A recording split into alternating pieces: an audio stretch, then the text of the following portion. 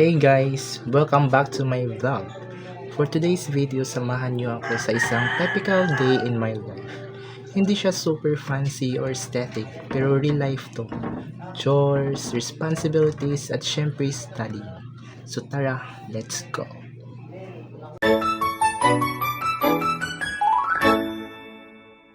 So first thing in the morning, naglilinis muna ako.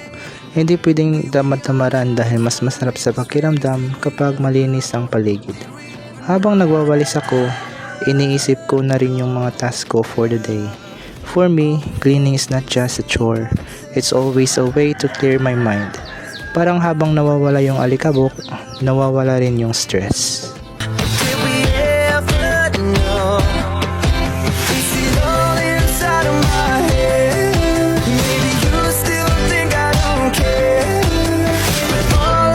After that, hugas pinggan naman tayo.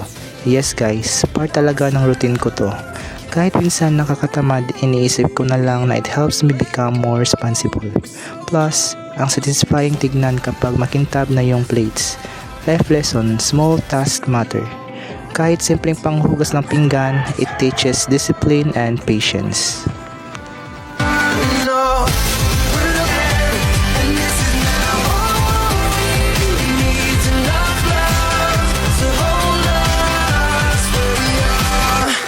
Of course, hindi mawawalang study time. As a student, priority ko pa rin ang pag-aaral. So here I am reviewing notes, solving problems at minsan nagre-recheck kung tama ba sagot ko. Hindi laging madali mag-aral pero iniisip ko lagi yung goals ko sa buhay.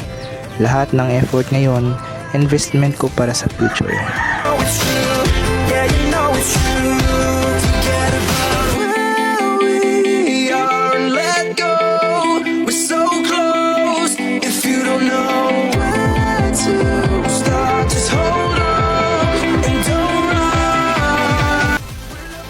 So ayun guys, that's a simple day in my life. Cleaning, doing chores, and studying.